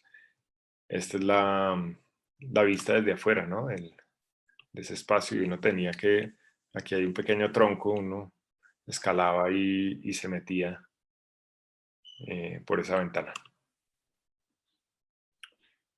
Bueno, este fue tal vez el primero, ¿cierto, Lorenzo? El primer proyecto que hicimos. Sí, uno de los primeros, digamos, personajes o personas de esta historia, don Mario Arrázola, eh, que, pues, si quiere Mateo, hecho un poco él heredó un edificio que hace 40 años estaba en una zona pues bastante privilegiada de la ciudad, en Chapinero, frente a lo que hoy se conoce como el Parque de los Hippies, un edificio como de 4 pisos en piedra, pero poco a poco fue como recluyéndose él mismo dentro de esa propiedad y terminó viviendo donde eran las lavanderías, hizo un pequeño apartamentico muy chiquitito y terminó por decisión propia viviendo en un espacio muy chiquito cuando tenía espacio de sobra en el resto del edificio. Hace poco supe de don Mario que estaba teniendo pues como algunos padecimientos de Alzheimer. Vivía solo. Sí, bueno, y esta era su habitación, que prácticamente estaba en el jardín del edificio, y bueno, lo divertido era que él se había, digamos, como acicalado mucho para la foto. Esta historia también es muy divertida porque básicamente se trata de esta señora con su hija que era estudiante de música o es estudiante de música y que tenían una particularidad, y es que ahorraban toda el agua de la casa, ¿no? Entonces los recibos del agua llegaban tan baratos que el acueducto cada rato iba a hacerles visita a preguntarse por qué el recibo llegaba por 2.000 o 3.000 o 4.000 pesos al mes. Y es básicamente porque no había ningún error, sino que ella muy juiciosamente reciclaba todo el agua de la casa, en la ducha, para los sanitarios, lo que usaban para lavar los platos, etcétera, etcétera. Entonces, bueno, eso era el proyecto, ¿no? Diferentes formas de vida, y dejo de compartir acá, e historias que van configurando como todas esas particularidades divertidas, chistosas, dramáticas, tristes también, de todo tipo, en Bogotá. Creo que eso es. Excelente, Mateo. Lorenzo, muchísimas gracias. La verdad es que nos han dejado con un montón de reflexiones sobre lo que es la vivienda, y además yo creo que en conjunto general, con lo que hemos escuchado de nuestros diferentes panelistas, se entiende que la palabra vivienda y vivencia tienen una relación muy estrecha, porque al final todas las vivencias que se generan dentro de este espacio conforman un pequeño universo. Ahora que nos mostrabas estas imágenes y sus diferentes historias, uno puede sentir que cada una de estas familias, cada una de estas personas vive en un mundo totalmente personal, en un mundo totalmente aparte, que al final se encuentra en esto que es la ciudad, pero la vivienda ejerce esta función de ese pequeño universo que cada quien experimenta.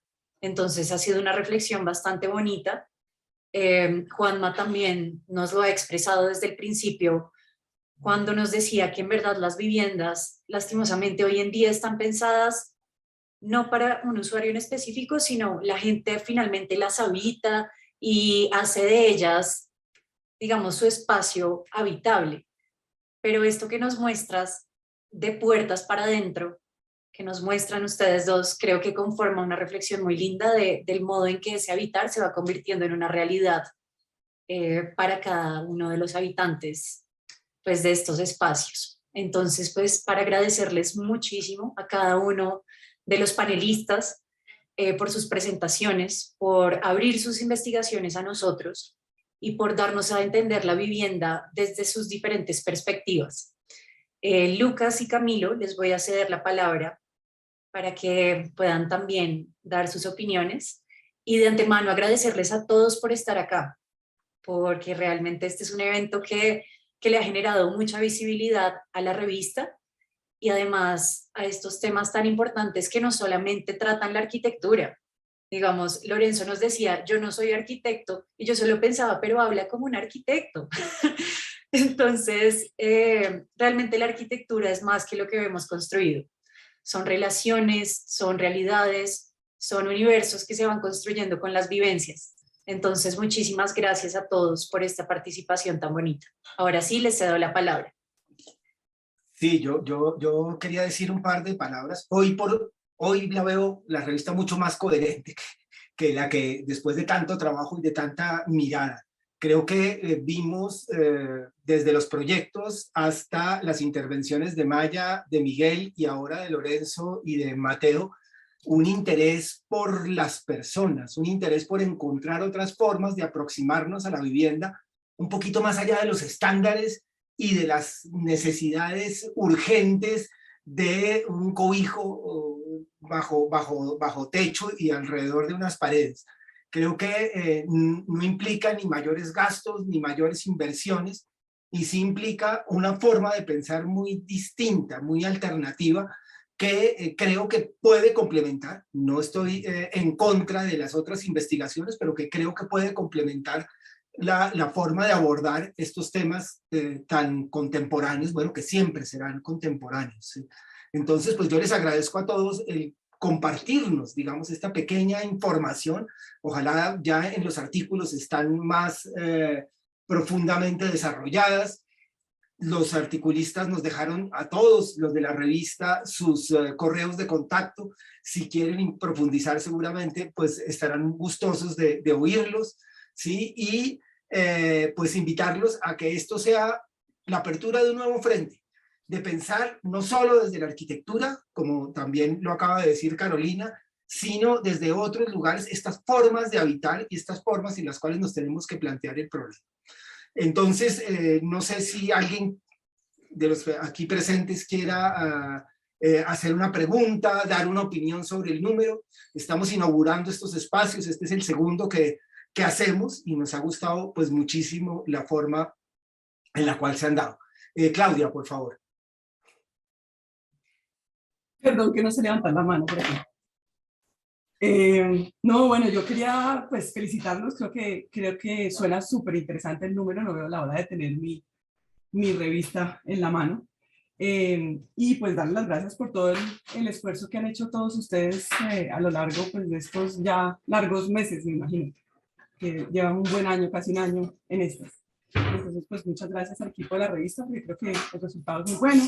Gracias a todos los que participaron en la revista, a los que escribieron los artículos, aportaron proyectos y demás, porque creo que hace que sea un número pues muy concreto y muy, que tiene como abre un camino que creo que es bien interesante, como dice Camilo, para que podamos seguir trabajando también desde el departamento. Creo que está dando unos puntos sobre una cantidad de temas que tenemos que seguir trabajando. Y pues gracias a los editores invitados, Juanma, mil gracias también por apoyar y por haberte medido pues hacer este número que pues, creo que es fundamental para el departamento. Y pues es una invitación a todos para que propongan también números para la revista, que colaboren con la revista, que colaboren con artículos para la revista, que es un espacio que venimos construyéndolo hace mucho y que cada vez es más chévere. Entonces, pues, invitados a todos y muchas gracias a todos también. Bravo. Muchas gracias a ti, Claudia, qué alegría tenerte acá también. Vi que Tatiana también tenía la mano levantada, entonces Tatiana, por favor. Sí, yo levanté la mano antes que Claudia, pero como Claudia es la jefa, entonces ella puede hablar sin levantar la mano. Eso no es cierto, yo la levanté antes, lo que pasa es que la levanté en presencial y no en virtual. Buenos días para todos, muchas gracias por la invitación. Yo solo quiero decir que no puedo decir tantas cosas como me gustaría, porque yo sigo esta revista así muy a mi lado y sé cómo va avanzando. Solo quiero decir que me produce una enorme envidia este proyecto editorial porque además es un proyecto que cambió con la pandemia.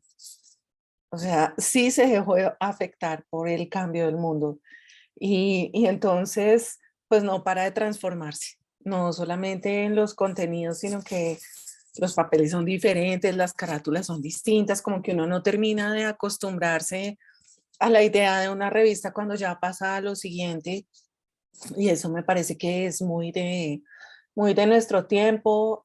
Además corre a una velocidad muy interesante, que es algo que, por ejemplo, nuestros estudiantes nos reclaman, ¿no? Que haya una renovación de los temas. Y bueno, también quiero decir muy especialmente que este número me parece increíble porque no deja por fuera ni siquiera las casas de los ricos.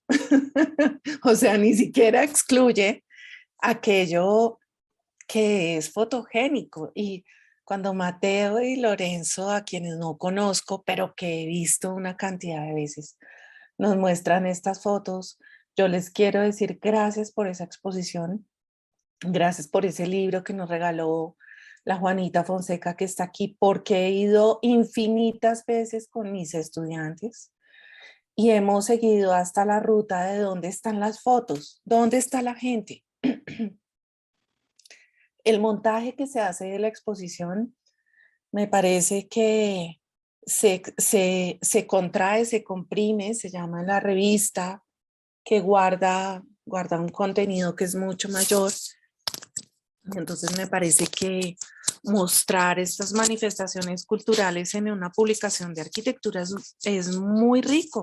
Hace realmente que el proyecto pues cobre un vuelo distinto, porque cuando he llevado a mis estudiantes a este espacio, quedan, les digo, se sientan en el andén de la salida del museo y entienden que una casa no es la arquitectura, simplemente no es, perdón, no es arquitectura efectivamente, pero no es solamente una vivienda, sino que una casa es un hogar, ¿no? Y entienden que todos tenemos mesita de noche, o sea que hasta los que están fotografiando ustedes tienen sus propias posesiones en el mundo, y yo creo que la casa es todo eso, más que unos proyectos supremamente bien puestos, fotogénicos, carísimos.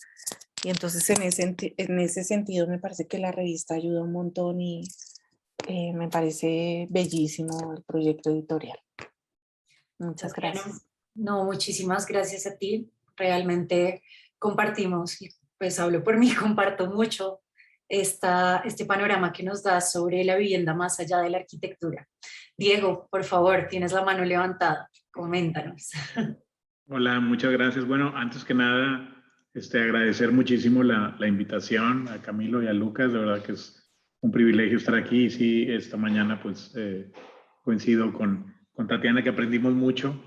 Y bueno, ya igual, ¿no? Felicitar sobre todo a Juanma y a Ignacio por el proyecto editorial, que la verdad así parece impecable. Yo también no puedo esperar a tener ahí el número para leer todos los artículos, y felicidades evidentemente también a todos los colegas que participaron con sus artículos, ¿no? Este recorrido fantástico que nos hizo bueno, Maya, Miguel, felicidades, de verdad que está increíble lo que alcancé a ver, ¿no? Y pues ya quisiera leer el artículo en sí, y este último recorrido fotográfico, ¿no? El que nos llevó Lorenzo y Mateo, de verdad que impecable, ¿eh?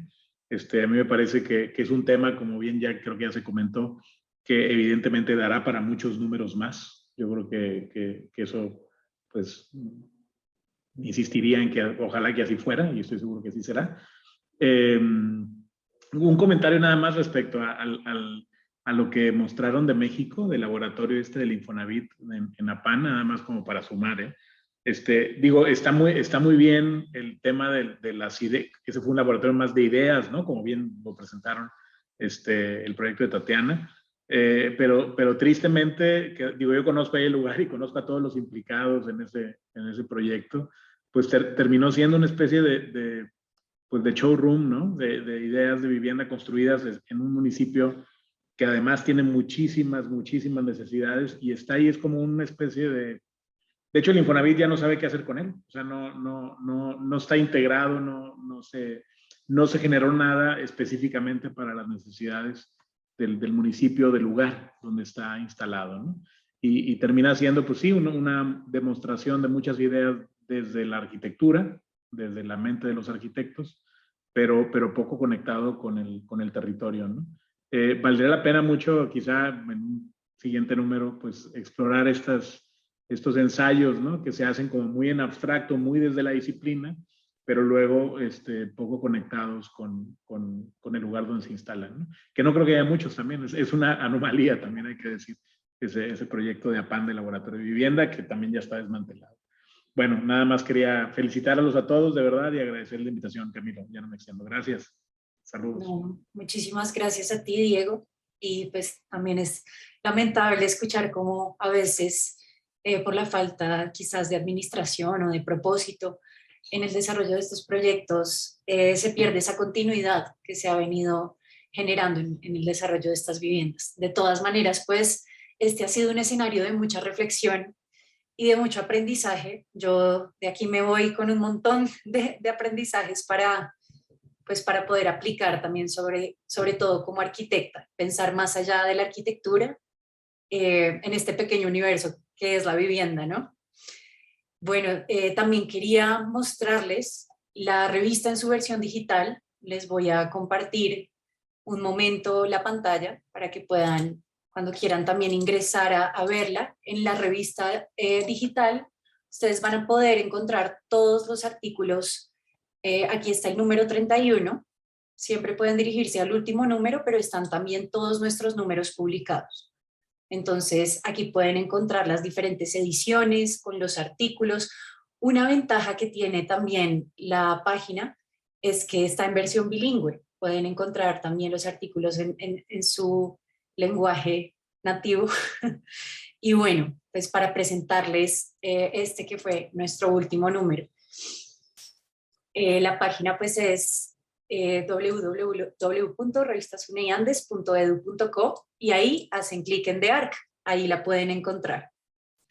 Por otro lado, finalmente para agradecer a todas las personas que asistieron a escuchar a nuestros panelistas, a los diferentes profesores y personalidades que están acá. Veo pues a Rafa Méndez, a Antonio Manrique, a Camilo Isaac, bueno, todos los que nos acompañan, todos nuestros agradecimientos por estar acá y bueno, por compartir este espacio por nosotros. A Claudia también, como dice Tatiana, la jefe. Entonces, pues qué alegría tenerte acá.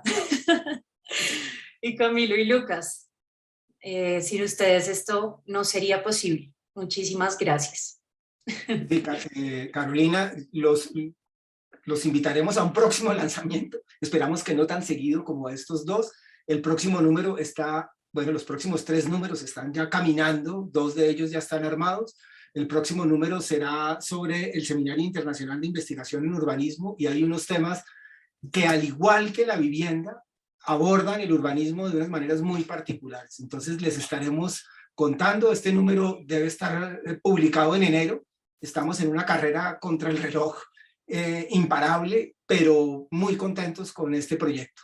Y nuevamente, gracias a todos los que participaron, Maya, Miguel, Lorenzo, Mateo y claro, Juanma. Muchísimas, muchas gracias por esto.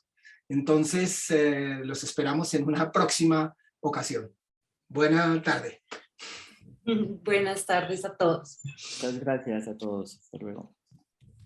Buenas tardes, muchas gracias a todos. Estén bien todos.